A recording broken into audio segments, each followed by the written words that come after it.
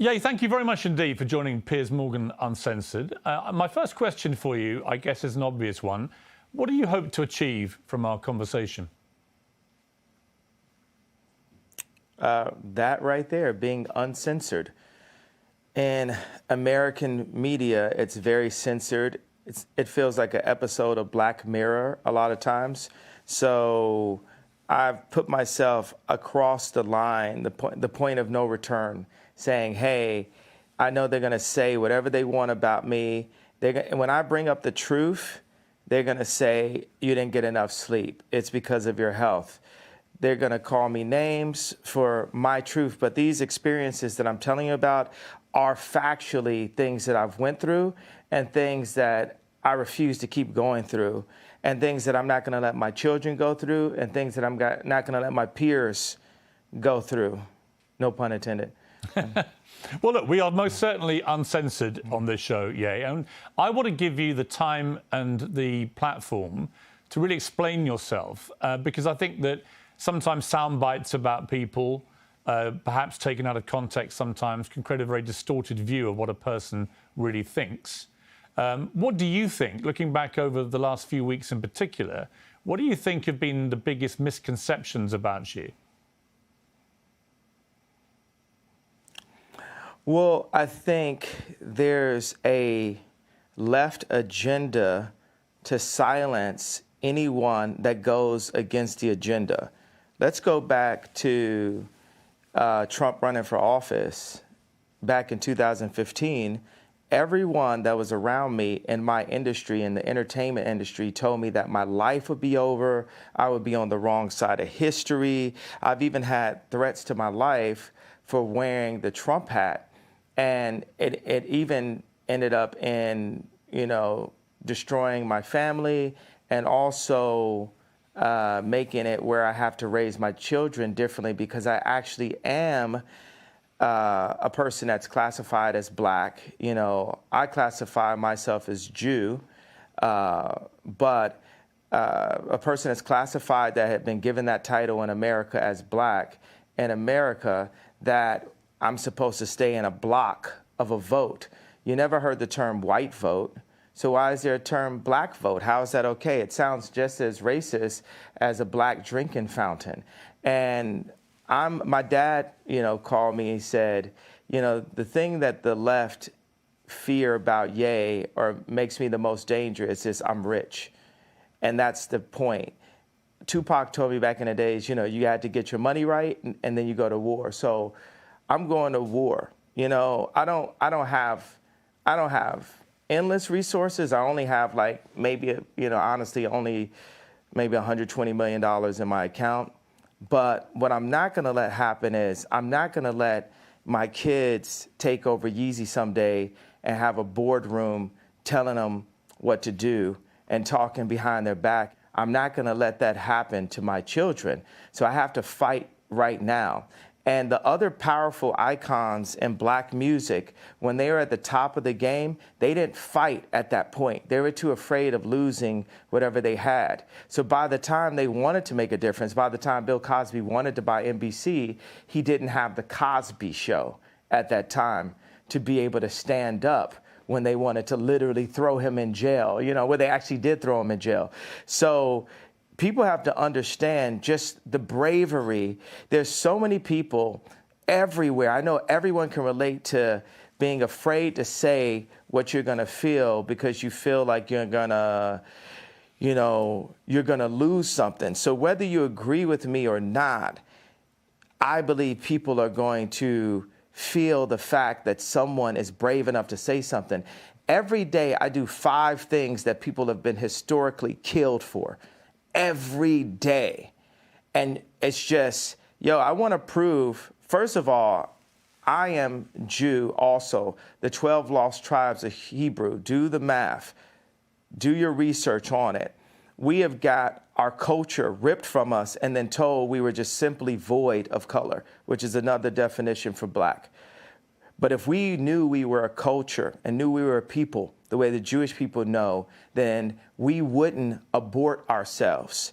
We wouldn't shoot each other dead in the streets and then rap about it.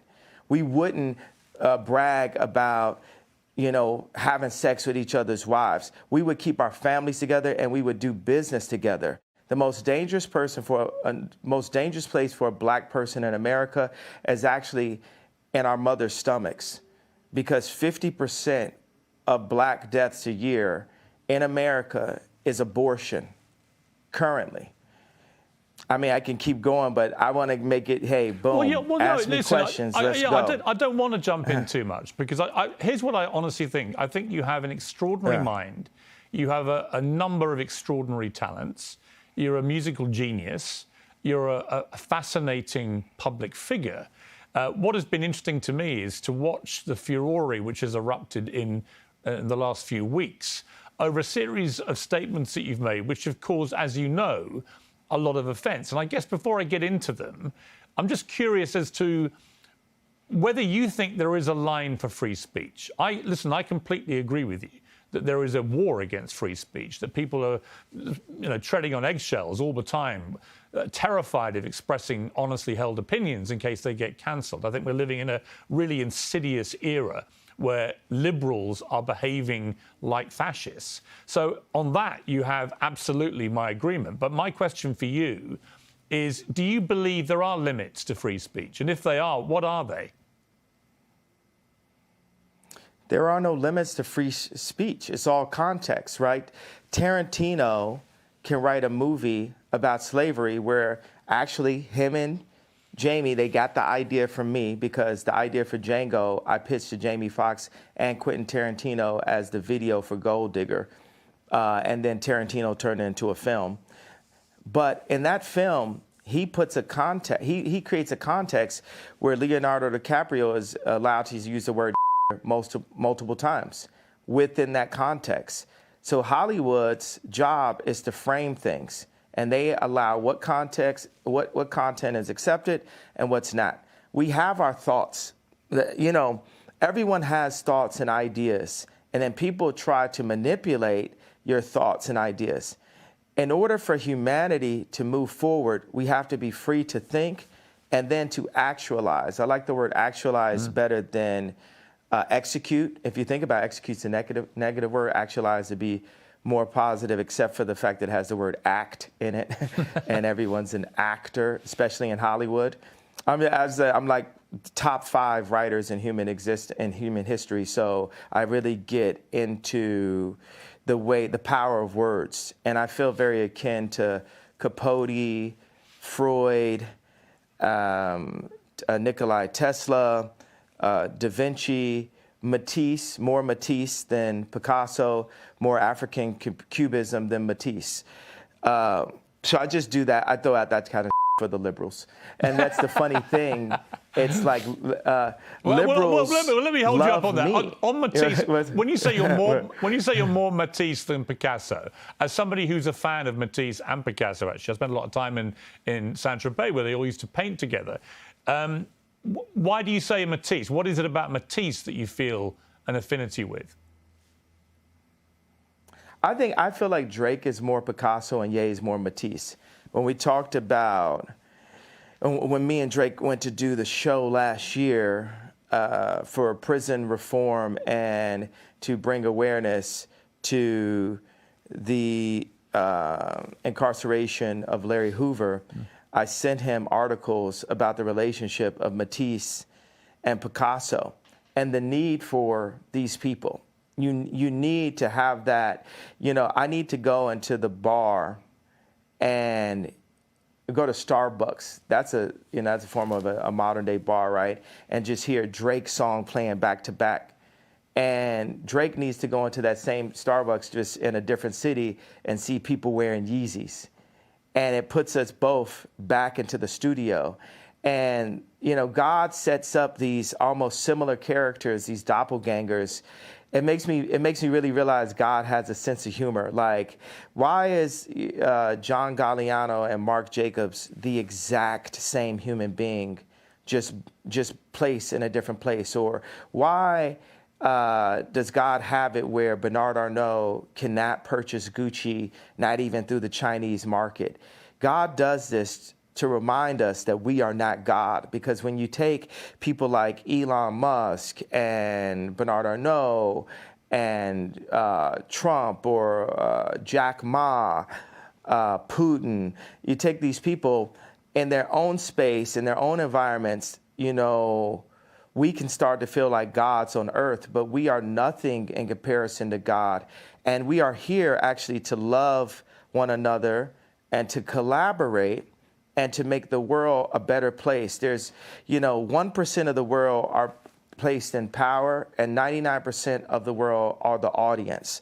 So that 1% of the world, this idea of a United Nations, this is the world that needs to come together. This is the world that, here's the obvious go-to. Biden doesn't listen to Elon Musk. The president of the United States does not have meetings with Elon Musk. That is, hey, here, come get me. That's retarded. I know I'm not supposed to say that, Biden, but that's retarded, Biden. And it's, and obviously, because I've been dealing with mental health, all this, I have the right to use whatever words that I like to use. Well, that's interesting. So ask another question. Well, yeah, let me ask you on that. So you just said something very inflammatory about President Biden. It will, as you know, offend a lot of people. Yeah. And it will particularly offend people who work in mental health. You say you should not use a word like retarded. But you say that because you yourself have had mental health issues, that entitles you to use that kind of word as an insult. Now, I would say that's an arguable point. I've had my issue is I've had mental health allegations. So do you believe that you have any form of mental illness? I believe that I suffered from exhaustion. I suffered from being lied to constantly by the people around me. And I believe those things can drive anyone to a point of maximum exhaustion. But I also believe that I'm extremely brilliant and I'm here to make the world a better place. And I'm tired of the left media trying to pick on me. And y'all picked on me enough. And y'all finally touched the person that's not going to take it anymore. And that's part of the reason why I'm on Uncensored, because what they'd like is for me to be quiet. Interesting thing about racism and cancel culture, it's kind of similar, right?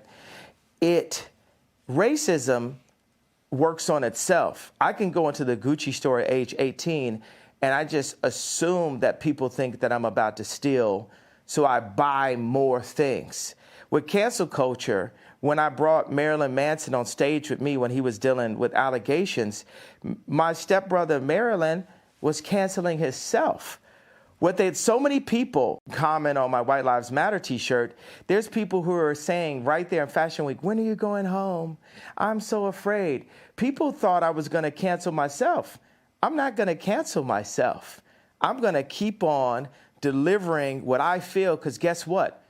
It's very split opinions, by the way. If I talk to a black person that makes under $1 million a year, they really relate to the George Floyd comments and feel hurt that I would even bring it up and question the approach.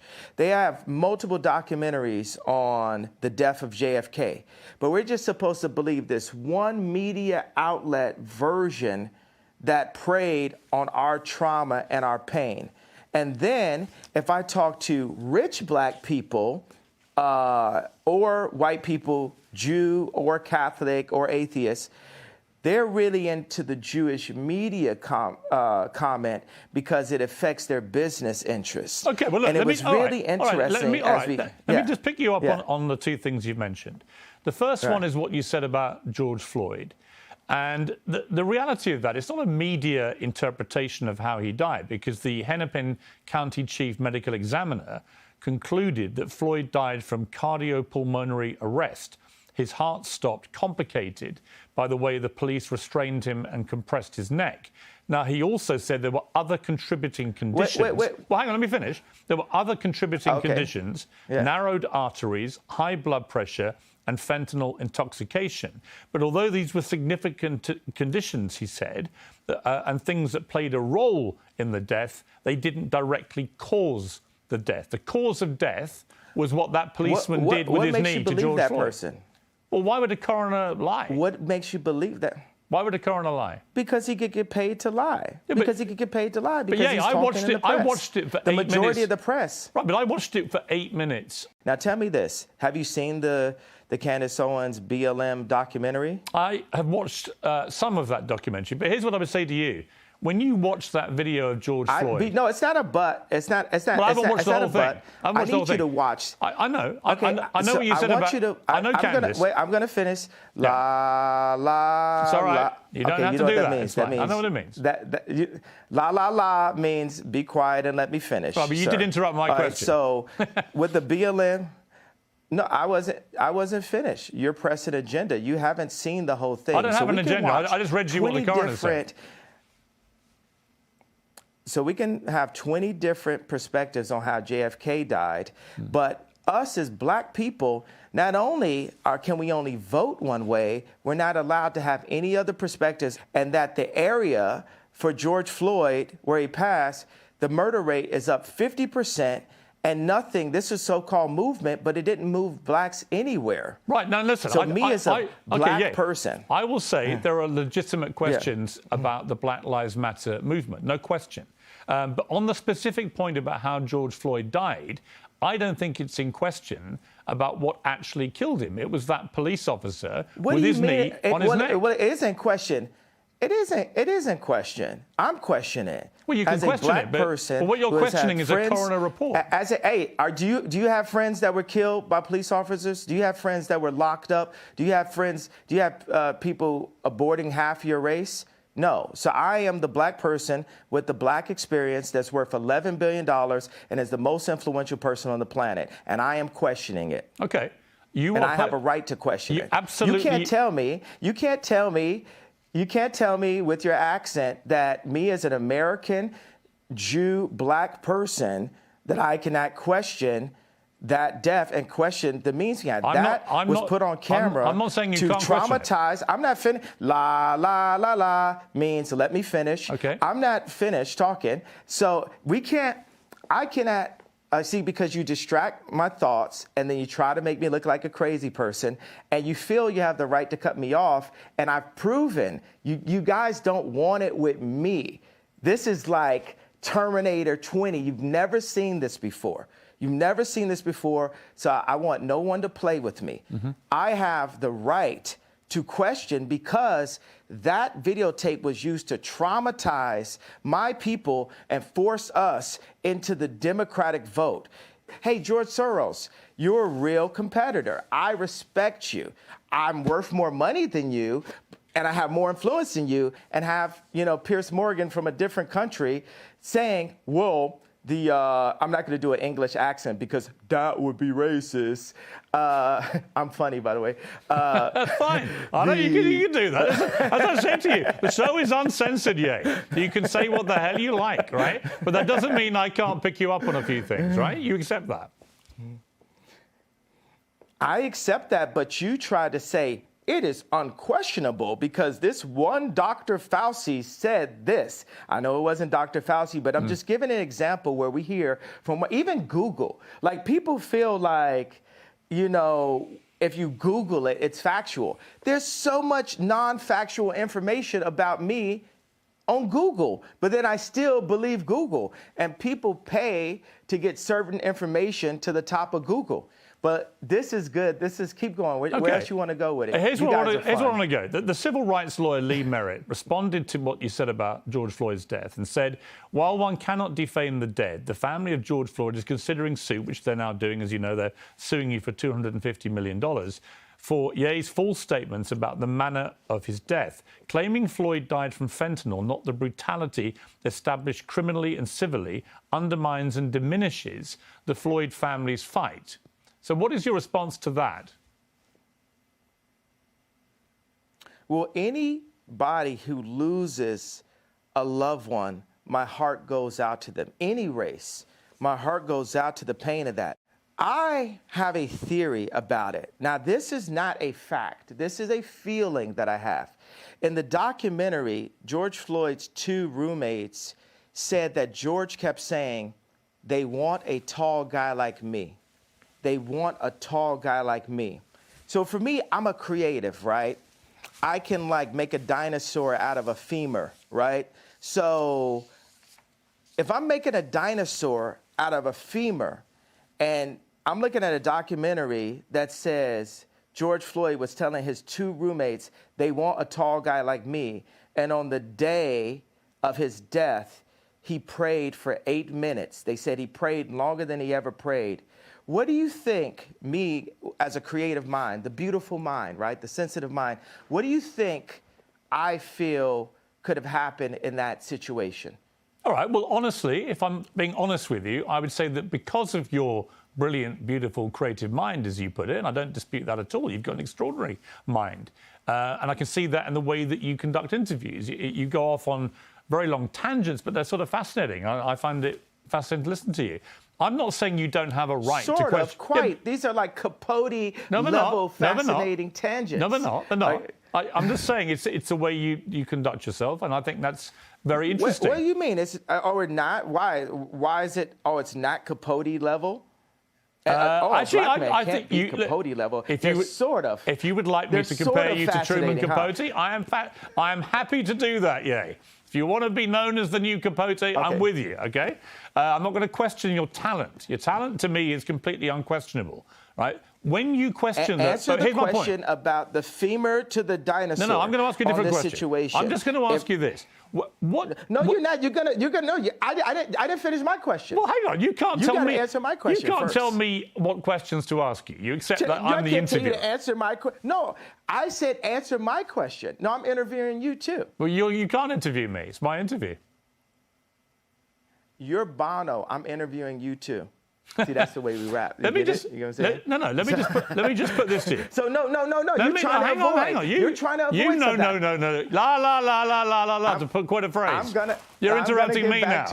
I'm going to get back to it. All right, you can, but let me ask you. Because you haven't answered my question. Here's my question for you, which you haven't answered. No, I'm not. Answer my question with a question. Yeah. I'm not answering anything. I'm going back to my original question in a way, which is simply this. I'm not saying you don't have a right to question how George Floyd died, but given the world watched that horrifying video of that policeman's knee on his neck, and given that is what the coroner said caused his death, albeit he had other underlying conditions, including fentanyl intoxication, when the family see someone like you, who's hugely influential, you're known around the world, questioning how their loved one died, they find that very hurtful, which is why they're now suing you for it. And my question for you is, do you understand the pain that sometimes your comments can cause, like this circumstance with George Floyd's family? Now, I'm going to ask you a question again. With my imagination, when you see in the documentary that George Floyd's 2 roommates he said, they want a tall guy like me, they want a tall guy like me, and that he prayed extra long on the day of his passing, where do you think that takes my beautiful mind? I think it can take you to a place where you want to believe something which may not be true. I'm not saying it's not. I'm just saying all the evidence points. I'm giving you an honest answer. My honest answer is I think that That wasn't honest. That was a political my honest belief is that. What do you guys do? People in the newsroom, what are they doing? They're like cringing right now. They're like, whoa. No. We never experienced this before. We never never experienced I'm not cringing. A black entertainer that won't be threatened by the media to back down from his opinion. Yeah, I think you mistake me. You mistake me for somebody who's going to be like the others. I have a show called Uncensored for a reason. I'm giving you a platform for a reason. But you're pressing an agenda. No, I'm not. You're perfecly entitled to your opinions. Your agenda. But do you accept you're lying now? Do you accept you may not always be right? I just called you a liar. How does that make you feel? That's fine if you think I'm a liar. That's fine. No, you're a liar. You're pressing the agenda of the pain and trauma economy that is pressed on my people by the left. Actually, the trauma I think that was implemented to George Floyd was from a vile white racist police officer who kneed him to his death. And I agree with the coroner's findings because I don't see any reason why the coroner would invent that. So that's my belief. If you want to challenge that and you don't believe it, that's entirely your right. I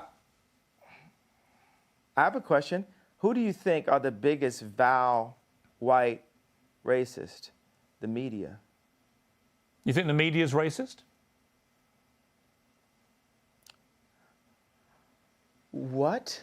Please, next question. Please don't ask me any retarded questions. Okay, let me go to the next furore, which has been around you in the last couple of weeks, which is your attacks. Is that British for theory? Is that British for theory? What's theory, bro? Is that British for theory? You actually have quite a good British accent. That's quite good. Let me ask you, if I can, about the allegations that you have made anti-Semitic comments. And in particular, when you said on Instagram, I'm a bit sleepy tonight, but when I wake up, I'm going DEFCON 3 on Jewish people. Now, many people who are Jewish found that deeply offensive. They wanted to know, what did you mean by going DEFCON 3 on Jewish people? Because DEFCON 3, as you know, is a heightened state of awareness for military action.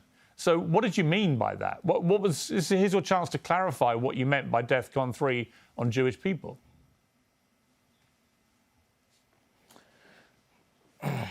Well, thank you for allowing me to say what I meant due to the fact that I was blocked by Jewish people after I said that. So I wasn't actually allowed to say what I was about to say.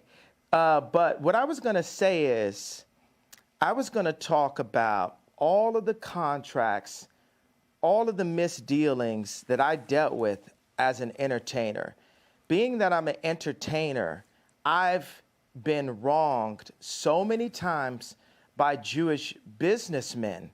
And the reason why I say people, if a black man is caught in the car with drugs or a gun, and there's 3 other black guys in the car with him, guess what? They're all going to jail. So the reason why I say people is I want those businessmen's wives and fathers, mothers, grandmothers, and kids to ask them, why is Ye so mad at us? Because they're taking money out of my children's mouths and putting it into their children's mouths. I'll give you this parallel and this analogy. If you take, I just talked to Irina Shayk, right? And if you look at a picture of her at age 14, this person is beautiful, like one of the most beautiful people that God has ever created, right?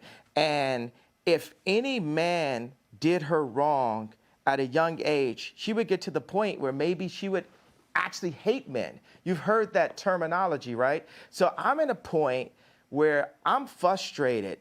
I have the right to my anger, and I'm saying that people need to fix it. I'm not going to fix what I feel until what I'm feeling is fixed. Okay, can I respond? You're not just going to shut me up and say... No, I'm not going to shut you up. Can I respond to what you just said? My problem with what you've said, I'll be straight with you, is that if I, as a white man, posted tomorrow on my Instagram, I'm a bit sleepy tonight, but when I wake up, I'm going DEFCON 3 on black people, what would you think? Jew. No, if I said black people, what would you think? If that was what I posted? Well, did you accept that black people... You accepted that black people are Jew? Or I'll come to that in a moment.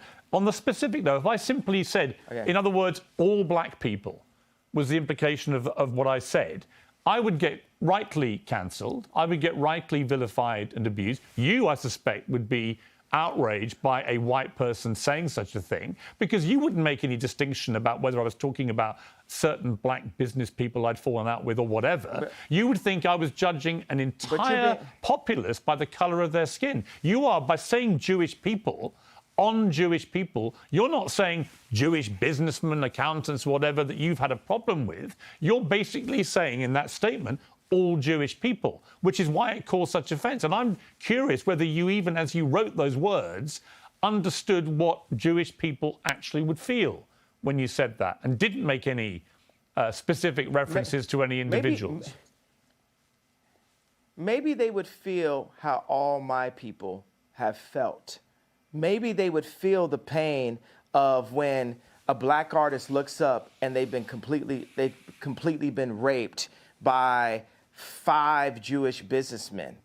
And there's multiple accounts. Why does the fact that they're Jewish have anything to do with it? Maybe they would feel like that. But why would you say it again? It just so happens they are. Well, okay, but why categorize them according to their religious faith, their ethnicity? Why would you do that? Why can't you just describe them as business people that you've dealt with? That's fine, but what you're doing by saying Jewish people, these constant tirades, against Jewish people, many people find why that... Why are you calling it a tirade? That sounds like you have it... I think it's a tirade. Where's the tirade? That was a tweet. It was a tweet. It's not just a tweet, and you asked me to explain it. And have you felt my pain yet? You haven't felt my pain. You don't want to feel my pain. Well, no, hang you don't on. hold You don't hold accountability to my pain. You're being a Karen. I'm talking about. I'm not a Karen to the pain. I'm not a Karen, and I'm not going to cancel you, and I'm not going to uncensor you. I'm simply going to challenge you on what you're saying. I think you don't understand the pain that you've been causing with some of these comments, and I think that one in particular, I can understand. Oh my God. God forbid, one comment could cause people to feel any of the pain that my people have went through for years. Even like the blacks being ushered to the left during the civil rights movement. No one has cared about black people. All right. No one is. Let me say, I agree that the racism against black people has been utterly deplorable, shameful, unacceptable. And thank God the world is beginning to move to a better place about the way it has treated black people like you. However, one form of racism doesn't justify... it's almost in a better place. Well, one form of racism doesn't justify another. It's not a better place. I'm not cutting you off. I'm finishing my sentence so you can respond. One form of racism... It is racism when you say I'm going DEFCON for Jewish people. That's racism. No, it's not. It is. I thought you had a platform where I could explain how I felt. You don't care about how I feel. You just want to shut me up. You don't want me to say out loud what my people have been going through. I do. Or do you? I do. I'm very happy to do that. So what have my people have been going through? What led me to that point? My point is... What led me, a person, a successful, influential, extremely attractive person to get to that point? I am not doubting for a moment that you will feel genuine pain about the racism against you and other black people in America. Not for 1 second would I deny that. Racism by who? Well, by anybody. I think any form of racism is wrong. Any form of racism is wrong. I didn't say DEFCON on anybody though. You said DEFCON 3 on Jewish people, specifically Jewish people. You didn't say any particular Jewish person. You said basically all of them. That is racism, And I think if you were honest with yourself, given the fallout from this, you would think again about how you phrased that sentence. Because actually, you didn't mean all Jewish people. Given the fallout. Do you care about the hurt you caused Jewish people? What fallout? Well, you were removed from social media. Wait a second. You're not allowing me to talk, Chris. You're not allowing me to talk, Chris. Oh, I thought it was the same person. He's American. I'm British.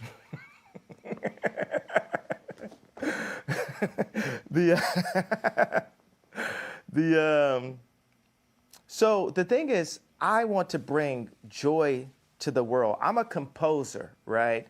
And this is a symphony. Our life is a symphony. We have so many beautiful ideas, but I feel the anti-Semite has been a wall, a cloak that allows Jewish businessmen, boom, I'll only be the police officer that says, hey, this guy with the gun is the only person going to jail. I'll be the first person that does that in history, right? So look, no one else in this car riding with the guy with the gun and the drugs is going to jail. Are you happy? I'll play by rules that are not played by from my people, just for the sake of this conversation. I don't want you playing by any. So I don't want you playing by any. That makes you happy, right? I don't want you to say things just to make me happy. That's what colonizers do, is give us rules. I'm not trying to that's colonize what colonizers you. do, is give us rules. I'm not trying to colonize you. I'm not trying to censor you. All I'm saying to you is, when you use a phrase, like I'm going DEFCON 3 on Jewish people. Did you hear what I just said, though? Yes, I did. We're past that. We're past that in a conversation. Well, hang on. We're not past it. Did you hear what I just said? We're not past it unless you're prepared. Are you happy that I said I'll focus? Let me explain what Are you happy that I said? I know.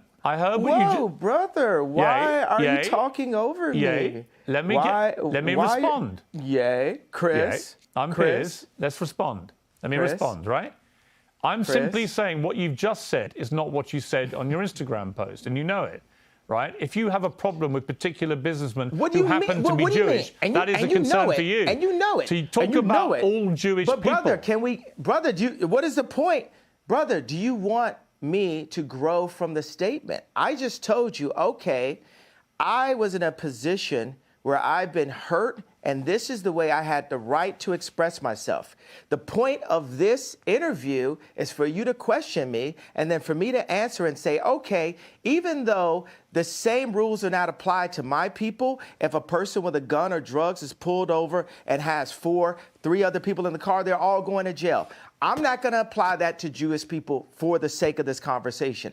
Isn't that what you wanted? But you know what you did? You tried to civil rights me. You tried to pull me back to a week ago. But we're here today. There's been plenty of conversations and commentary since that. But you want me to go back to 1960. No. You want me to go back to 7 days ago. All right, let me jump in. Here's what I want you to do. I want you to reflect. Okay, so have we grown? Have we grown? Here's how we grow. Yeah, here's how we grow. I want you to reflect. No, have we grown? Have we grown? You're not in charge of my growth. You're not in charge of my growth, Chris. Okay, let me phrase it like this. I'm about to suggest to you how you may grow if you choose to grow this way. And you can ignore me. You can ignore me. Piers, how much money are you worth? Not as much as you, sadly. Exactly. So take my advice. Maybe you'll get richer. I would love to take your business advice. Why would I listen to you? Why don't you hear what my advice is and then work out if I'm wrong? Can we do that deal? You haven't given me any credit or a moment of reflection for the comparison that I made, the brilliant, if I do say so myself, comparison that I made to the cops pulling over one black person and locking everyone up. I understand what you're saying. And my tweet having issues. Wait a second, I wasn't done with the sentence.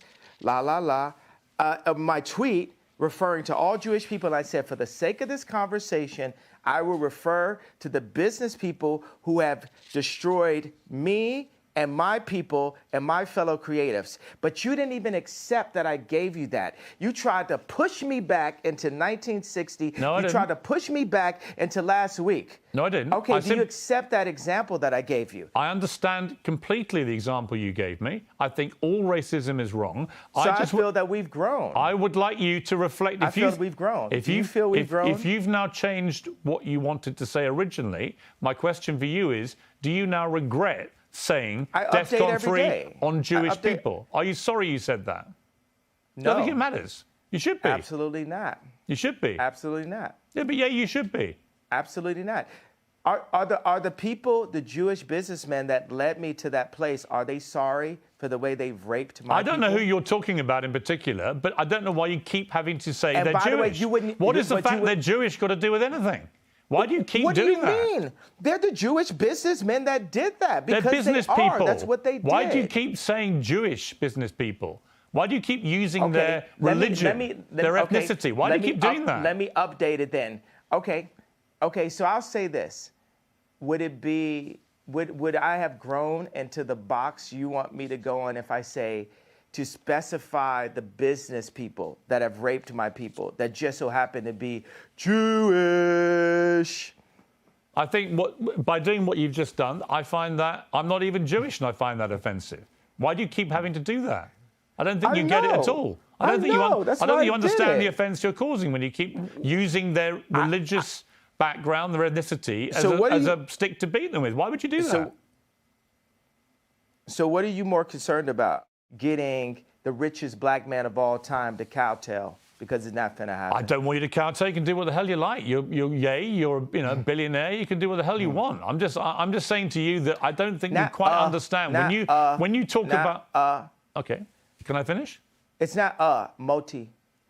You're a multi-billionaire. Okay, well, congratulations. But that doesn't change the fact that when you insult the Jewish people and say you're going DEFCON 3 on the Jewish people, that is as racist as anything you say you've been through and any pain that you've experienced. It's the same thing. Racism is racism.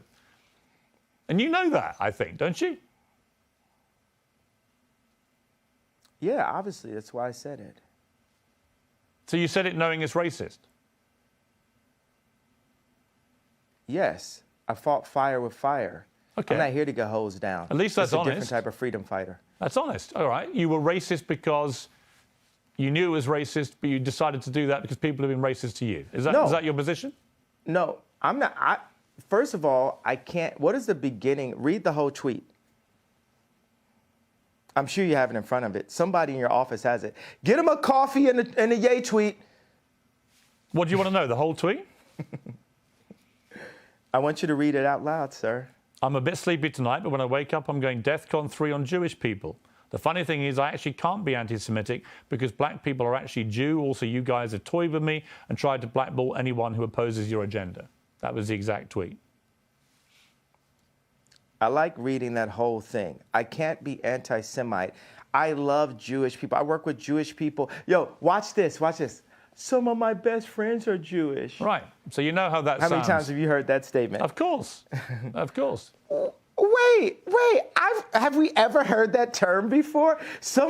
But the funny thing is, they are. I work with Dove Charney that got kicked out of his company, out of American Apparel. I work with this guy every day. He's like my twin. He's one of my favorite people in the planet. And we work through that and we talk through it. And he says, "Yay, why are you so mad?" And I'm like, this is why I'm mad. This contract right here, what's gonna happen before I'm done, we're gonna open up all of the music industry contracts, all of the publishing deals, all of the athlete deals, all of the acting deals, all of the mortgages, all of the deals. But that's fine. But yeah, that's all fine. Business people who we went at. That's all fine. You can do all. But of it course has you to can start do that. somewhere. Of course you can do all that. And when you do that, it has to start somewhere. I hope you won't be judged as a black business person doing it all the time. That people don't phrase it all the time by the color of your skin, but by your business acumen. Isn't that what you would like? Isn't that what equality actually means? Of course I'll be judged by that, because when people come into power, people get judged. You know what I'm saying? Like, there's nobody that gets judged more than a straight white male. The straight white male has the least amount of a platform to even speak. A straight white male can't say, "My wife hurt me today," because people will say, "Well, you're hurting women." A straight white male can't say, "Hey, a black employee didn't come in to work on time," because then people will say, "You're racist." A straight white male can't speak on a homosexual person because they'll say you're homophobic. And so I empathize with the position of the straight white male. And part of the reason why I empathize with that position is because I know that I'm headed to that position. And what position that is? Top power position. Okay. That's the top power position where you get all the rocks thrown. And that's the thing. I have friends, right, that will actually that's the reason why I'm going to be a good leader someday, because I'm really empathetic.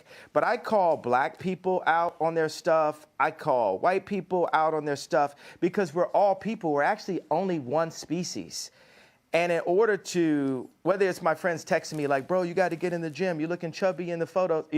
It's like we have to hold each other accountable to what's actually happening. And it's so much is based on you did that tweet wrong. So what I will say is, I feel that my words demand more sensitivity for the frequency that I'm operating at and the amount of people that I'm communicating to. And I take that responsibility right now. But I will also say everything happens for a reason. because if it had been perfectly worded in English, and because there's nothing whiter than English itself, right? I'm already not speaking in my mother tongue, right? So if I had perfectly worded it in the most sensitive way, then we wouldn't be here right now. Now we're opening up the conversation. I'm not allowed to say whether or not I'm running for office in 2024, but I tell you what, if the left, let's say the left would have never supported me anyway. And now I've got to call to attention, I am who you should support. The left did not allow Trump to be president. They treated him like he wasn't even the president. So even then he won, he was losing half of the American people every day, and it divided the country. What I'm saying, whoever goes into office, for British media, for American media, we must support our leaders and not just run this hyper negative. You know what I will? And black people hate when I apologize for this. When I see people like John Legend and Chrissy Teigen talk down on the president, I'm like, wow, that kind of sounds like me. That kind of sounds like the telethon. I opened up this level of disrespect towards our leaders. And people were happy. And the left saw that and say, well, let's just have every celebrity do what Ye did at the telethon. So I take responsibility for that moment. And you know what? I just want to give every Jewish person a big hug. Also, I'm envious of the Jewish people. I'm envious of how they don't abort their children. I'm envious of how they don't shoot each other in the streets and then rap about it. I'm envious of how their families stay together. I'm envious that they turn their phones off on Friday night and the family comes together. I'm envious of how they do the business together. And I want that for the darker Jews. I want that for the black people. I want that. We need that. God said we should remove the word want, right? Okay. We're going to have that. Okay. And this is the beginning of it. But it seems to me, and correct me if I'm wrong, but it seems to me that you are acknowledging, as you've just acknowledged that it was wrong to say what you said about President Bush when he said he doesn't care about black people, and that may have encouraged all this disrespect towards presidents since. I think it's an interesting point you made. It does seem to me, Ye, talking to you, that even if it's hard for you to admit this, that you do regret the wording of that tweet which caused all the problems, and you wouldn't phrase it that way again. Am I right? I would tell my dad that. My dad loved the White Lives Matter t-shirt because what audacity does a black man have to wear the exact same t-shirt that a white man could wear? You know, and my dad was a Black Panther. I mean, we have a water purification center. You know, he's like the original Steve Jobs. Right. He's the educated version of me, right? And he liked both of those things, but he said, you know, Ye, he even calls me Ye now. He's like, Ye, you've got to be more sophisticated with your wording. And that wording, like I said, I'm a bit sleepy. And it lacked the sophistication needed to be the true conductor that I am. Because it's the conductor's job to bring people together. And that was divisive, right, which is not who I want to be. Right. So so I'll tell you that. I'm not looking. And also, let me put out right now. So it sounds like you agree with me. Do you agree with me then? I want to talk. Okay, let me say that I'm just thinking right now what's on my heart is the idea for people who do actually have severe mental health issues. You know, the word retarded. For, you know, there's parents that have children who actually are mentally ill, and that word is really offensive, right, to those people. So why use it? And just because I was feeling it's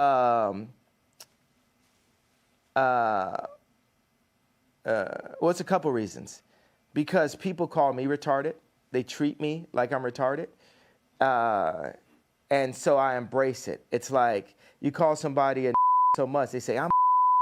You call somebody a bitch so much, they say, I'm a bitch. You call somebody a retarded so much, you say, I'm retarded. Like, I was exhausted, and I embraced the idea of having a serious mental health issue. But Noah also, but Moses was basically on speed when he was doing what he did. Let me ask you, by the way, look, out of interest, yeah, how much sleep do you get a night? I'm not here to talk about how much sleep I get. I don't owe you that. You've literally just been talking about how much sleep do you get a night? I had about 5.5 hours last night, actually. Not very much. But you're the one that's raised this issue. And I probably had the same. Right. My question is only I probably because had the same, but it's only because you've been talking about you don't believe you have a mental illness. You think it's lack of sleep. So I think it's an obvious question to ask, well, how much sleep do you get?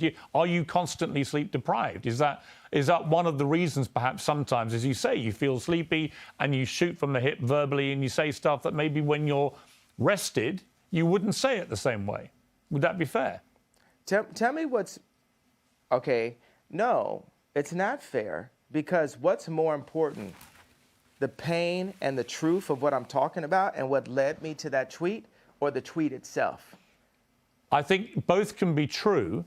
Because the problem you have is, I think you've acknowledged. You have one tweet. I think you've acknowledged that the wording of the tweet was offensive. Years. Yes, I understand, but you know the damage it caused, and I understand that was offensive. And I think that you have accepted. The damage you probably shouldn't have phrased it that way. You as a white person are so stuck on the idea that what I said was offensive, which is a very caring approach. You're not sticking on the fact. You have not unpacked what happened with those contracts. I've said that, but you didn't ask me another question about it. That means there's an agenda. Absolutely not. Inside of your platform. I have repeatedly said to you that I'm sure I do not disbelieve that you've had contract business issues with various managers, accountants, and so on. My argument is that when you do it, me or other me's. I'm sure many other artists in the music business. Yeah, of course. You know why you're sure? Because you don't care to do the research because it doesn't affect you. No, it's because you said. Have you done any research? No. Yeah, let me explain to you. I'm not doubting what you're saying. You don't care. I do care. You don't care about me. You don't care about my people. I care about me. I care about my people. So it's for me to stand up. And God forbid I step on someone's toes while I'm at it. It's not someone's toes. You stepped on the entire Jewish people's toes with a very deeply inflammatory tweet, which I think you've now accepted. You shouldn't have phrased that way. It's taken a bit of time to get there, but I think you have accepted that, right? Have you accepted that you've put no effort into understanding how I got there? I don't think, honestly, 10 years from now, honestly, I don't think there is any... You're going to apologize to me about this interview. I'm not. You're going to apologize to me about this interview within the next 10 years. No, I'm not, because here's the thing. Mark my words. I don't doubt you've had... It's very one-sided. No, it's not. It's very white-sided. Oh, come on, It's very one-sided. It's very like... It's not white-sided. I'm not doubting you've had business issues. I'm saying the way to respond to that is not to go public to millions of people and say you're going DEFCON 3 on Jewish people. Millions of people. Right. Millions of people have had DEFCON 3 on their contracts. Right. You didn't say that. You didn't say that. And said, millions of people. Well, I opened it up. Now I didn't, but now I'm saying it now. Okay. So now what I think you should say, I think you should say to the Jewish people, I'm sorry for the offensive language I used in that tweet. I wouldn't do that again. This is what I really meant. I think people would respect you if you said that. I don't know why you can't just say that. You know when I'll say it? When I sit down with the people who write out the contracts for the NBA and for the NFL and for professional music and for acting contracts. We need to go to the top lawyers, the top execs, the owners of the stadiums, the owners of the football teams, and the owners of the record labels. And we're going to put them all in one room. And we're going to read let's go top 10 in each one of these categories, right? Let's read Michael B. Jordan's contract. Why would any of that?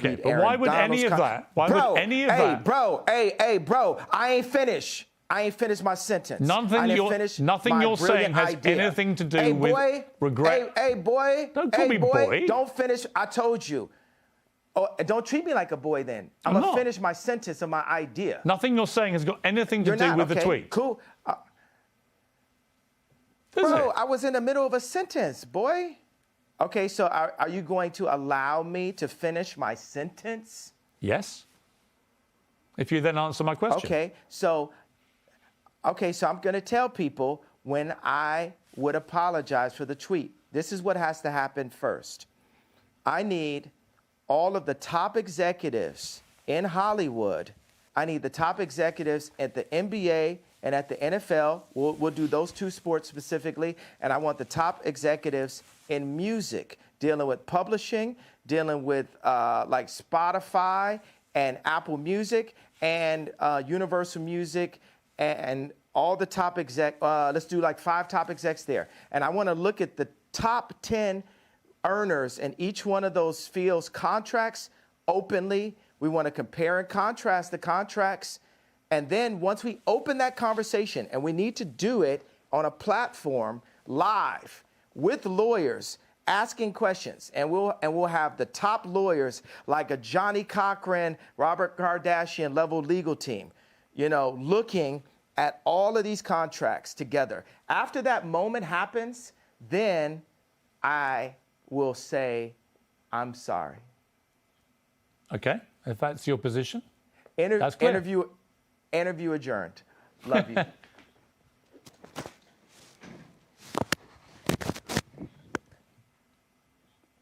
Okay, that's the end of the interview. I mean, I just get the feeling from you that you're obviously a complex character, brilliant in many ways, fascinating, like I say, compelling. You have a huge appeal to millions of people around the world. It just seems to me that occasionally your mouth gets you into trouble, and that perhaps on reflection, sometimes you look back and wish you hadn't said things. Is that accurate? Nah, not really. Because the things I say are on behalf of God. Like, it's not always godly because I'm a man, but God is definitely using me. You're Catholic faith? I am, What's yes. your background? I am What's your Catholic. religious? Catholic, yeah. Well, we're working for God here. And it's just like with black people now with entertainment, we're coming into wealth, but all the other, black people with anywhere near my amount of wealth would never cross the lines of, taboos inside of the media that I would, that actually we used to in rap. All these words, we used to say these, so it's all these like words that are being removed from our vocabulary, words that evoke emotion. Don't you feel like the salt is being taken out of our food? Look at Dune. The people who control the salt controlled all the money. And people are trying to control the salt, and it's salt in our language. That's why I will not apologize for having a bit of salt in my words. I will say, hey, this can be improved on, but it's like, hey, look, I'm an update. You're looking at the God's iPhone 100. We are God's iPhone, right? If you think about it, we're his favorite creation. We were made in his image, and we need updates. And society, capitalism, media, and thought police have been stopping us from our updates. We have to have a thought, and then we have to actualize it. I like the word actualize better than execute, because execute's a negative word. We discussed this. We have to actualize. There's so many, think about, for a homosexual kid, age 12 at school, not wanting to say out loud how he felt, or feeling like if he said how he felt, he would get bullied. Or what if he said how he felt, and then somebody said, you said the way you felt and what your experience was in the wrong way. Now you need to apologize. We're fine that you felt that way, but you need to apologize for the way you said it. But just having the courage to do it in the first place would be, that's the thing that needs to be given credit. Like, yeah, you know what? We'll say in these past 2 weeks, I made a big splash. Because the first time you dive in the deep end, you're not going to look like an Olympic swimmer. But we're going to have to learn how to swim. And I've dived in the deep end. Okay. I think I understand what you're saying. Let me ask you about your family. Yeah, lots of speculation, of course, constantly. If you understand what I'm saying, could you translate what I'm saying? Yes. I want you to translate what I said. I know what. And then let's move on to the next question. Okay. Let me attempt to translate. What did I mean by that? I think what she meant was that you are not afraid to ruffle feathers. You're not afraid to cause trouble where you feel it's justified. You're not afraid to call people out who you think deserve to be called out. But that occasionally you've expressed yourself in a way that perhaps hasn't quite hit the right mark, and that you are work in progress, as indeed we all are, and that you could phrase things better, which would cause less offence to a wider number of people, when in fact the target of your anger may be much more specific. That would be my interpretation of what you've just said. Do you think that we can move forward as a civilization without there being any offense? Because one person's truth can be the other person's lie. I think it entirely depends. You know, it's like, I think it entirely depends. Honestly, look, part of me wants to say yes to that, but I do think there is a line, and we should all be mindful of the line. And the line to me is, I don't think any form of racism or perceived racism should ever be tolerated. I don't think that is free speech. It's just hate speech. And I think one of the problems with what you said about the Jewish people was the more generic way that you phrased that sentence. People didn't understand you were talking about specific business people you'd had a problem with. They thought you genuinely meant you were going DEFCON 3 on all Jewish people. And they took that to be a blatant form of anti-Semitism. I think you've explained in this interview that was not your intention at all, which is good. But I think if you're asking me to interpret what you've just said yourself, that would be my interpretation. That, you know, you're work in progress, and sometimes you say stuff I didn't just which explain. doesn't quite get over what you're really meaning. But what I really mean is, I don't want it to be settled. I don't want to be forgiven by Jewish people until we get to what the problem really is. I don't want, you know, like Elon, he got on Twitter, he said, I talked to Ye, he took it to heart. And I liked my boy standing up for me, but I was like, but the fight isn't done though. Everybody, white media, left media, they just want to squash the fight. They want to keep the pain of George Floyd going, right? But they don't want the pain of our representatives. What did Elon Musk say to you about the tweet, out of interest?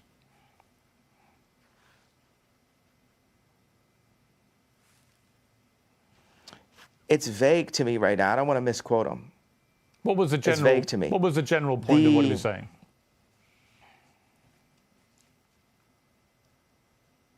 It's vague to me. It's truly vague to me. I'm an honest person. I tell you what it was. What I keep on saying, it's just always about this tweet. It's so much more. If you look back at this interview, and it's like a direction arrow, it's more in the direction of fixing the statement than fixing the problem. I think both and things, that's my problem. I understand, but I would say to that I think they're two different things, and you can fix both actually. And I accept that part of what you were trying to do and the point you were trying to make, I completely understand it because you've explained it in more detail. On Elon Musk, there is a suggestion that when he gets control of Twitter, which seems likely now, that he will bring you back, he'll bring Donald Trump back. Do you think that would be right? It'll be lit. Do you think it's wrong that you and Trump have been banned from these platforms? Absolutely. I was talking to Trump a couple days ago, and he was like, I'm not going to do his voice, right? But he was saying, I had 277 million followers, and the next day I had nothing. And that related to, Mark Zuckerberg, Meta. Mark Zuckerberg thinks he is the government. These tech companies feel they're more powerful than the U.S. government, to the point of actually kicking the actual president of the United States off of an American social media platform. This is the world we live in. And I would say, I agree with you, and I'll tell you why. I think it's completely inconsistent that companies like Facebook and Twitter allow people like the Ayatollah of Iran, for example, to remain on the platform, or Taliban people to be on the platform, but they don't allow an American president. That seems to me completely ludicrous. Yes, and this is part of the 100-year plan that they have books on about China's takeover of America after losing the Industrial Revolution. Now, let's talk about business people. We won't refer to their race. And by the way, I'll tell you, as a Jew person, a person that has a lot of Jewish friends, it's not a race, it's a people. Right. And every Jewish homeboy I know is going to be like, yo, yeah, that's right. So, but it's hard to attract, it's hard to influence patriotism on capitalists.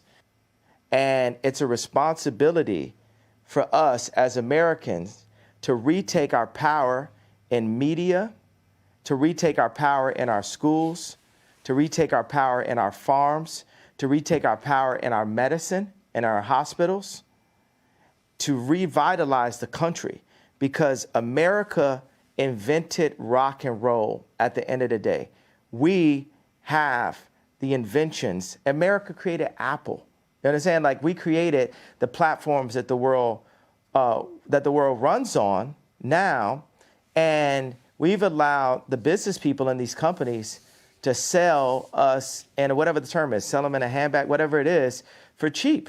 And Americans are God-fearing, for the most part, God-fearing Christian people, and we're not cheap, and we can't be sold for cheap. And we're here to stand up and say, you got to honor who we are, our families. You got to honor our God, Jesus Christ. So, next subject. Can I ask you something? Let me ask you something else, yeah. I want to ask you about your family, because you mentioned families there. A lot of stuff has been written about you and your family, a lot of it fueled by you, by Kim, by others. Where are things now with your family? What is your relationship like with Kim, with your kids?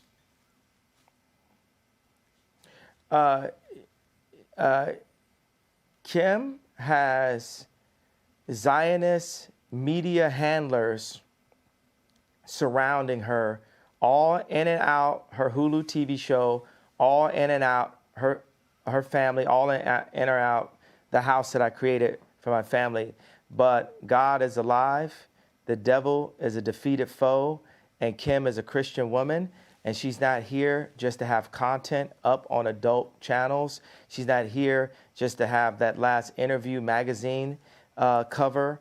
If you look at the two Interview magazine covers, look at the one when I was there and look at the one when I'm not there. And that's the reason why this Tuskegee experiment of such that's happened to the black community, where they took the fathers out of the home and the leaders out of the community and have torn apart the community. Now they've seen that's worked, and they're doing that to America. They're attempting, they're trying. I mean, that the Interview magazine cover you're talking about, I think, is the one where she was basically semi-naked in front of the American flag. And I thought that was pretty distasteful, actually. It was about the American dream, and I thought, well, if that's the American dream, we're all screwed. I mean, in America. And I agree with that. And I didn't feel the platform to voice my opinion, because I wanna. It's always like, hey, this is your kid's mother. But it's time where the leaders, like, I'm still the priest of that home, Chris. I'm still the priest of that home.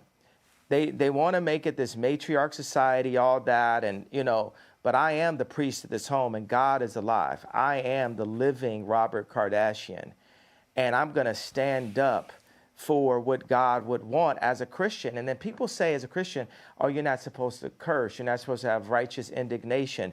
But I do. Christians had swords also. Christians got guns, I tell you that. So. But do you talk to Kim? I mean, there have been reports, that you and Kim don't really talk at the moment. She's distancing herself from you because of the stuff you've been saying must get in controversy. Is that true? I mean, John Legend is distancing himself from me and buying more Christmas sweaters in the middle of spring also. So I'm not saying that, they're making the right decisions. She's being influenced. But I guarantee you what's not finna happen, we not finna see her in one of them John Legend Christmas sweaters no time soon. But do you talk to her? Are you still in touch with each other? Wait a second, don't you think it's like funny to like make a joke out of stuff sometimes? Don't you think like God has a sense of humor? Of course. But watch this. God, when I got married, I bought this house. I did this tour, and spent all the money I had on this house to like surprise Kim and give her this house that she wanted, that Lisa Marie Presley used to own. And then I got the house, and then I put all this money into renovation. And then there goes the neighborhood. Drake moves down the street 5 blocks. And that's when I knew God was funny. But watch, this is where God is even funnier. Here goes like Louis C.K. Part 2 level, because Louis C.K. is the funniest man alive. Uncancel him now, right? So and he was funnier before he's canceled, because all he would do is type of jokes that you'd get canceled on, right? So I got an office outside of Crenshaw, like in an opportunity zone. And this office, 57,000 square foot office, is the one that Tucker Carlson came to visit me at. And I look out the window, and whose office is being built, a brand new one? The Skims office. It's like, who's writing this stuff? You know what I'm saying? Like, God is funny. So that's the thing. We always got to be like, we got to be funny. We got to have a sense of humor, like, But yeah, let me ask you. There's a lot. Yeah. But are you sad that you're getting divorced? Are you sad the relationship came to an end?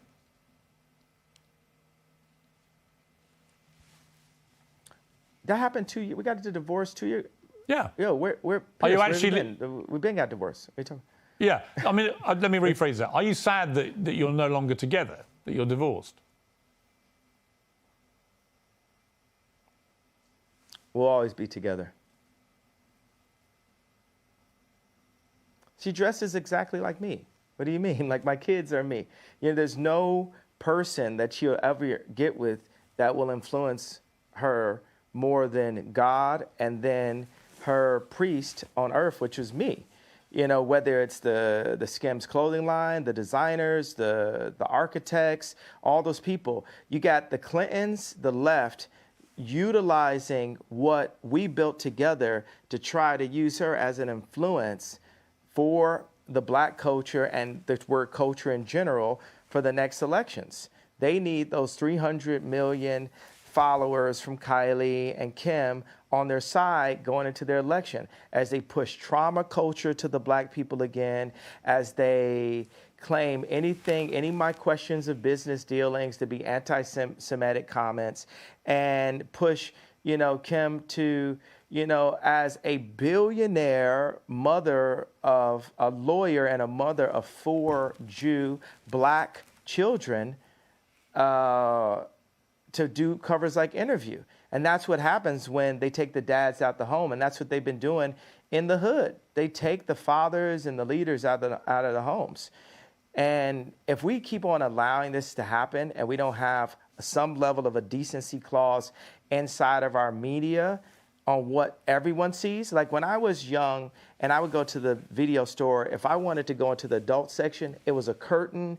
It was a person sitting there watching, making sure that kids didn't go in. If the kids went into that section, there was a video camera, and they would you'd be escorted out of that section. Now that section is forced through TikTok.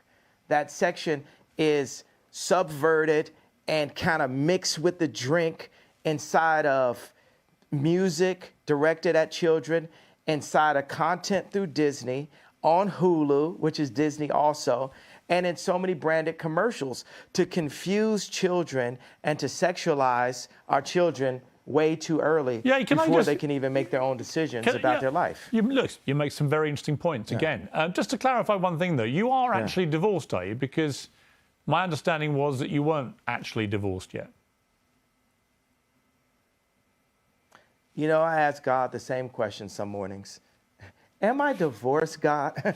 Am I divorced? Because I might be divorced on paper, but I'm not divorced of the idea of being the protector of not only this person who is so influential. Imagine Kim making all of her decisions that she does publicly. Grown folks' business is grown folks' business. Never know what could happen with a little sippy or whatever. But, all the decisions that she makes publicly being based on an audience of one. And Piers, what audience do you think I'm saying that is? Well, you. No, not me. For us as Christians, right? who is our audience? We have an audience of one. Well, you mean God? God.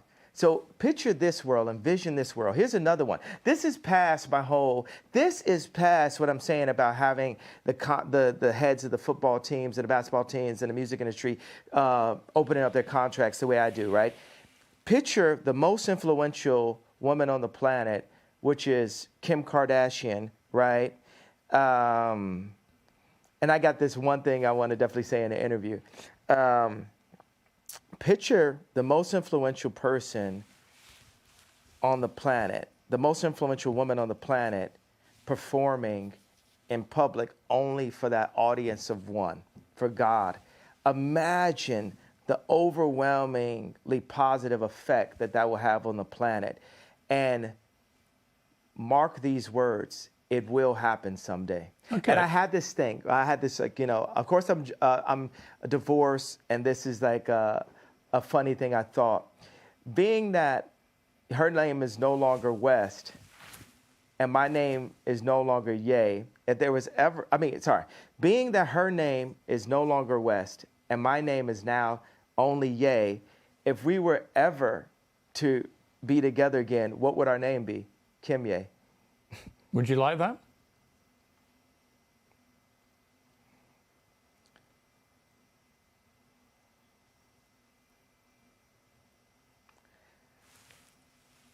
Everything is up to God, and God has proven to me many times that it's not about what I want or what I would like. It's just up to Him on what He sees fit. But David had to. But let me ask you. Tend but do you still love to the Kim? sheep? Sorry, not with an S. Do you still love Kim? I absolutely love. I'll love her for life. And I will protect. Oddly enough, I'll actually protect her, because when I call out things that I feel are wrong, you know what I'm saying? When I make products, like say the difference between me and Bernard Arnault, like say, watch Elon Musk. Every product. The reason why Elon Musk is like a Steve Jobs is, if he makes a flamethrower, he would use that flamethrower. If he makes a Cybertruck, he would use that Cybertruck. Me, if I make some 3D printed boots, I'm gonna have the 3D printed boots on. Wow, and I love wear them those. every day. Can I get a pair of those? Absolutely, sir. They would Tucker really liked suit them me. also. These boots are a hit. Love those. Yes. They look fantastic. Yeah. Would you like to one Thank you day? very much, sir. Do you think, given that you've got all these kids together, would you like one day to get back with Kim, do you think? Do you feel like you've gone through a very tumultuous period, but that actually the love underneath it all between two people remains? And would you like to get back together?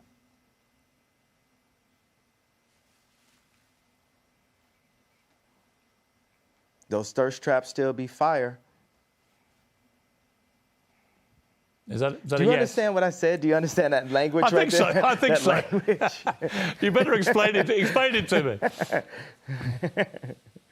What do you think those thirst traps still be fire means? Can you explain that to me? Well, with my Piers? rather Explain creative British what mind, those thirst traps still be fire. I would imagine it With your means that creative, brilliant British man. I would imagine it means you still fancy your ex-wife. Is that right?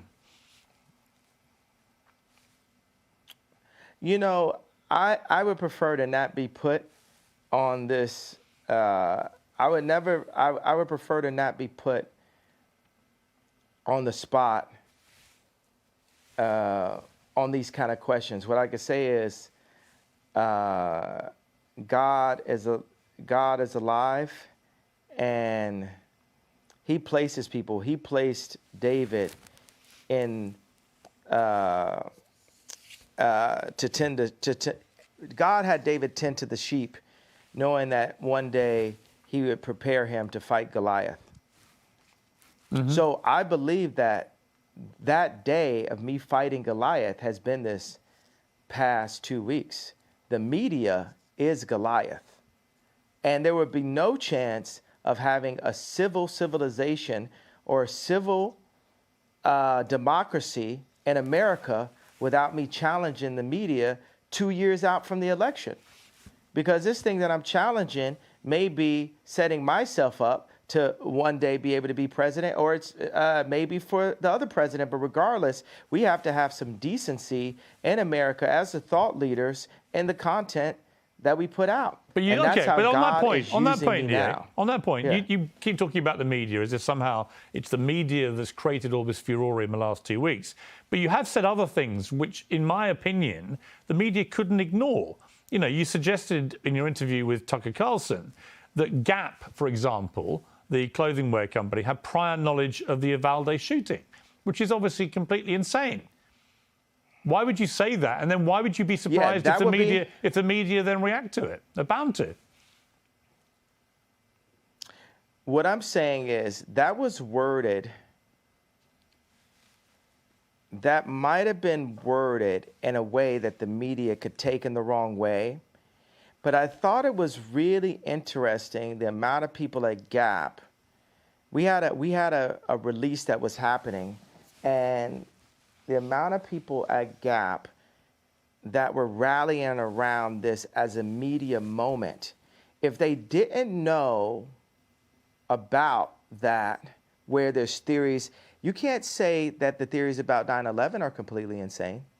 Actually, that's just the person I am. I'm that kind of person. Well, look, you're perfectly entitled to have theories. I think most of them are completely insane. But on this specific one, on Uvalde, you even suggested that Matthew McConaughey. You even suggested that Matthew McConaughey may have. It was all a bit weird that he was speaking so early about it, when in fact he came from Uvalde and spoke very passionately after this atrocity. So I think people read these comments and are like, "What are you talking about?" No, okay, so I'm not, what I'm saying is I definitely feel there was a major media push around that to create trauma and fear culture, because the amount of people, and this is not to be in any way, I care about people who have passed away and have lost loved ones. 20 kids were shot dead in a classroom. Okay. 20 children were shot dead at school. So let me explain. No one in the media is putting any sort of trauma into that. That is the trauma. Okay, Piers, how often does that happen in my hometown?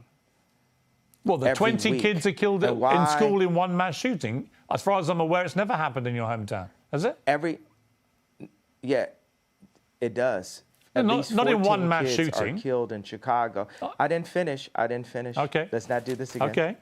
We reviewed how that goes. I understand. You could talk. At least 14 kids are killed in Chicago every week, and there's no media push around it, and that's my issue. When I was at Gap, there was no media push around the killings in Chicago. But I would agree. I agree with you. I completely agree. My youngest son has recently been at the University of Chicago for a year, and there were 2 students shot in that time. I completely agree that there is never enough attention given to all the slaughter from gun violence in Chicago. Completely agree with you. What I can't agree with is any suggestion by you that anyone at Gap or Matthew McConaughey or anybody else had any prior knowledge of what happened at Uvalde. Of course they didn't. What I'm saying is, I'm not saying they did, but with the amount of attention that went, understand, I was jealous, once again. You feel me? I'm jealous that so much attention went in this direction, but doesn't go into the direction of Chicago when then the same amount of people. That's what you should say. I'm not finished. Yeah, but it comes down to the way you phrase these things. Bro, hey, I just said it. Yes. Like I just said, you're not always going to say the things the right way, but at least I have the bravery to open the conversation. Your first sentence isn't your last sentence. My first rap that I told wasn't my last rap that I told. And now that's the whole point. It's said. Once it's said, accept that it was said. I am the iPhone 20, right? I'm growing. I'm a hybrid. I'm updating. Okay. I'm constantly updating, and that's what we're supposed to do. You can't drag me back, because you enjoy that, right? When you bring it up, I'm saying, hey, this is what I'm saying. I felt, this. Think about this. Have you ever heard the term premeditated murder? Yes.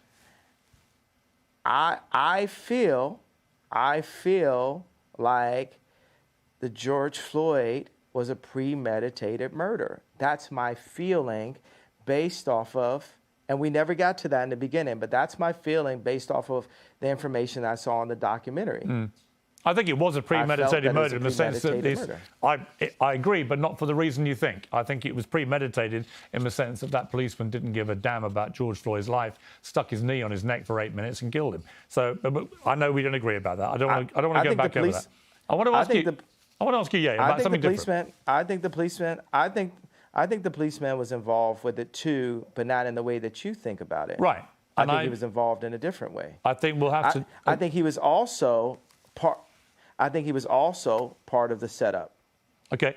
Look, we're not going to agree about that, but he's been moved. He's been moved. He's been moved. And I need you to watch the documentary, okay, and we could talk offline and then talk online again. Okay. Because what's not fair is for a white martyr like JFK to be analyzed 100 different ways, but then for a black martyr like George Floyd, for us to only accept the one way. That's like us only accepting the one way for the black vote. Like I said we have the opportunity to look at it different ways. Like I said to you, you are completely entitled to challenge anything, frankly.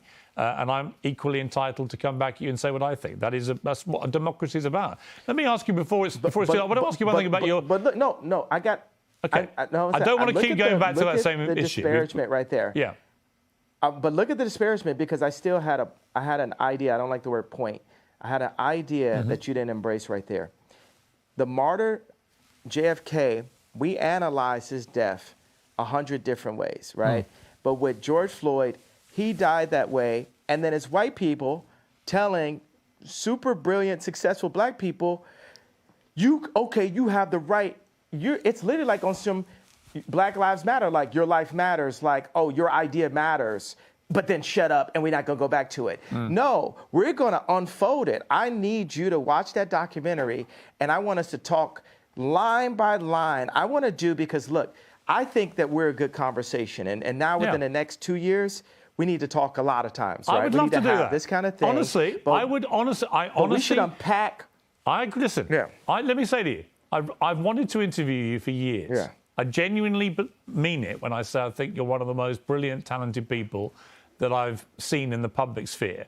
And you have a lot of fascinating ideas, and you're incredibly creative, and you're completely entitled to your views. But I'm entitled to mine, and I think we've had some really interesting exchanges, actually. I want to just talk to you quickly before we finish about your kids and about you as a father. What kind of kids do you want them to be? What kind of values do you want to instill in your children? I want my kids to finish their education. I know that my album was called The College Dropout, but when I look at the way, just like you said, your kids are in the University of Chicago, we need the education. That's another thing to be jealous about. The Muslims have the Quran, right? And Jewish people also have their holy books, but they have the education. And once we have the education, and we have the strong black minds, we need to pull them together. There hasn't been end-to-end black-owned communities since Black Wall Street or since the gentrification of Harlem. Like I have this tech company called STEM, right, that had the most successful launch in tech history with 80,000 STEM players as far as a first launch, right?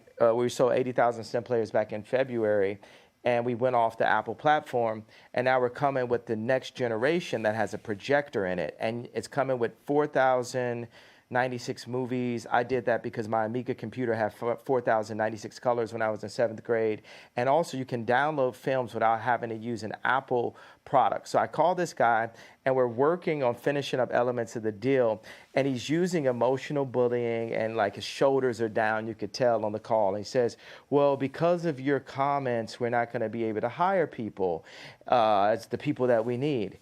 And I said, well, how many people do we have working for us? He said 60, and we have 40 part-time. I said, well, how many Jewish people do we have? He said, well, I don't know. We have some. And I said, well, do we have black people working for it? He said, yeah. I said, how many? He said, 2. And I said, you're telling me we can't find 60 black engineers? Well, yeah. And see, that's where that comment that got me into so much trouble forced me to look at myself as the richest black man since Mansa Musa, right? With multiple tech companies. And where am I kicking the tires inside of my own company to ensure that I'm hiring my people? Because Chinese people hire Chinese people, and Jewish people hire Jewish people, and Catholics hire Catholics, right? But with blacks, we'll give our company to Bernard Arnault. We'll give our company to Mark Zuckerberg. We'll give our company away. And it would almost come off as anti-Semitic if I hadn't crossed that gun line so far to say, hey, I have to go and ensure that I'm hiring the brightest black minds to my black-owned tech company. You know, Kamala is our never again. We're never gonna just hand something over just because we like the way this person looks and we have the emotional connection because she was a Delta and my mom was a Delta. She got 96% of the black female vote. You would have thought Drake was running, and we haven't seen her really honestly since. And I want to say something about the left. The left, you guys got to sit with me. Your current administration that these guys put up, they shit the pot on this one. They should have got Bernie, but Bernie had too much of a conscience. And so you got a guy with no conscience. Instead of getting Bernie Sanders, you guys got Weekend at Bernie's. And and you know that you don't like where we're at right now. So we got to have a conversation going in. When you listen, on how to I won't disagree with you about. I don't disagree with you about President Biden or Kamala Harris, for that matter. Yeah. Let me ask you about someone we haven't mentioned, Vladimir Putin, and what he's been doing in Ukraine. What is your view of that? I do not believe in war, and I believe that there is ways that America could have avoided this war. But Biden has money. Biden has reasons for us to be at war right now for selfish reasons. And what I would like to do, without giving you too much information, I would like to speak with my political advisors to give you the exact information. I'm not going to, hey, watch this one, Piers. I'm not going to shoot from the hip on this one, especially talking about war and things as sensitive as Ukraine and the Russian war. No, we already got that, the RETARD comment earlier that maybe we could work on that I feel like is going to be massively offensive, and I really do. Now that one, I do apologize to people that I offended earlier in the interview on that comment. Maybe we could look at scrubbing that if we deem. Well, actually, like to. I would say this: it's an uncensored interview. You said something which you've now wished you hadn't said, and you've apologized. I actually think that says a lot about you. Right? That shows you've got that ability to be self-aware, to understand when you cross a line. I think someone like you, with all your energy and creativity and your passion, you're going to say stuff.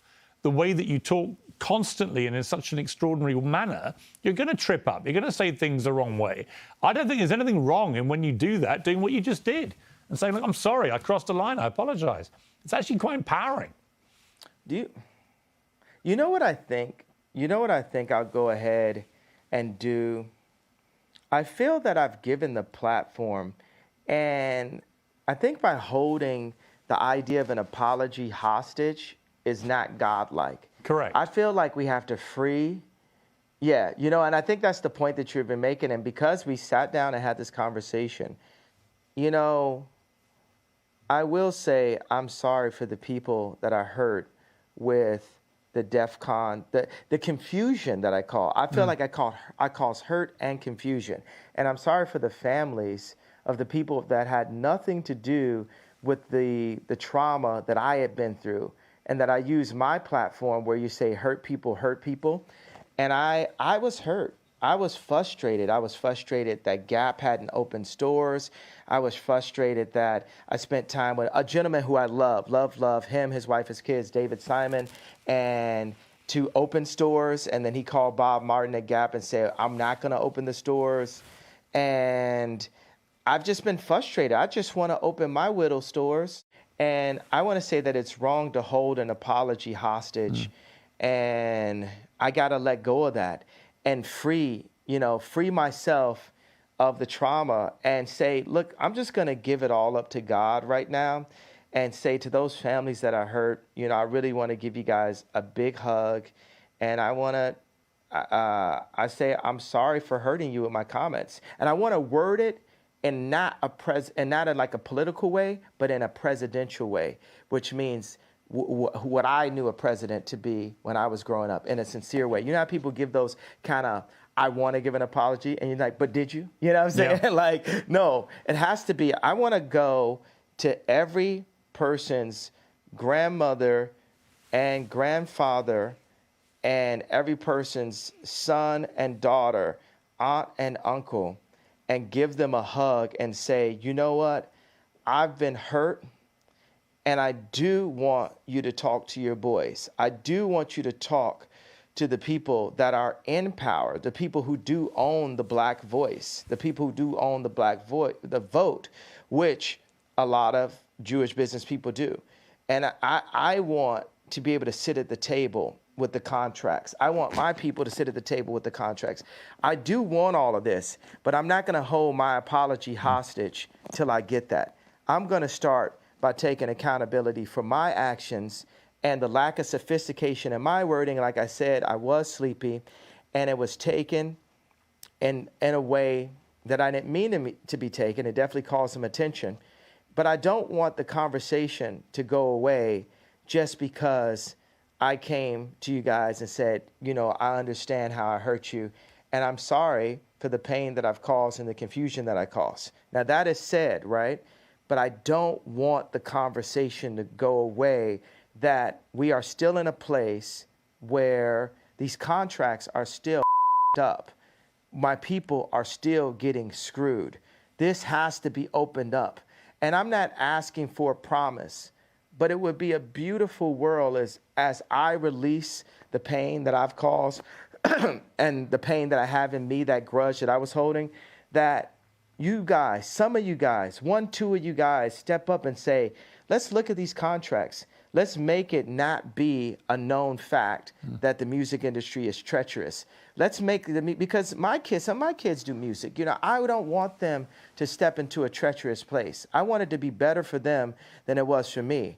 So I want us to sit down and come together and really work on that. Would that make sense to you, Piers? You know what, Ye? If you'd simply said that in your tweet, I don't think there would have been any problem. And I'm very, very pleased, actually, that we've got to a place where you felt able to say that. And I think it was sincere. And but we still have a problem. That's my point. No, Piers. I get it. I get it. But what you've now done, you've now explained the context of the problem. And you also issued a sincere apology to people who were rightly offended by the way you phrased what you said. So I think that's a good place to finish the interview. And I'm very glad you got there. Okay, but it's not finished. I understand. The idea is not finished. I understand. That there's still a problem. I understand. No one's going to be in any doubt there's a problem. And by the way, I'm sure there is. I'm sure that a lot of the contracts in the music business are rigged against people like artists like yourself. I'm sure of it. I mean, it's always been the case from Elvis onwards. So I get Piers, it. Would you help me and my people? Would you help me and my athletes? I got so many athletes that go to my school that are, like all the guys that are on Donda are headed to the NBA, right? Could you help me? Could you help us make these contracts better for our people by calling attention, by just allowing me on your platform, right? And let's look at some of the things and point these things out. Could we work together on that over the next couple of years? Very happy to do that. Yeah. Very happy to do that. I think we should talk more often. All right. It's taken a long time to get here. I've thoroughly enjoyed our conversation. It's been 2 hours. It's been free rolling. It's been occasionally challenging. But we've got to a place where I think is a good place. And I've really enjoyed it. So thank you very much indeed, Ye, for sparing me the time. Yeah. You know I'm going to feel like I lost my stone I was holding. Yeah. Yeah. But I had to give it up to God. You know what I'm saying? Like, yes. You know, you're gonna be bragging. You're gonna be bragging at dinner tonight, like, "Yo, I talked to Ye. No one could do it. No one could do it. I did it." And you know, I'm giving you this, and I'm gonna pray that you, as a fellow believer in Christ, will help me to expose all the wrong that's still currently happening to my people, specifically in the entertainment industry, because Honestly, an entertainer. I'm very just happy. To start with. I'm very happy to hold anyone to account who is behaving improperly. Honestly, and I'm absolutely certain that that entertainment business is riddled with people who try it on and exploit people. And I would be very happy to help you to expose that. But for now, I've got to leave it. Ye, we've had 2 hours. It's been remarkable. Thank you very much for your time. Peace.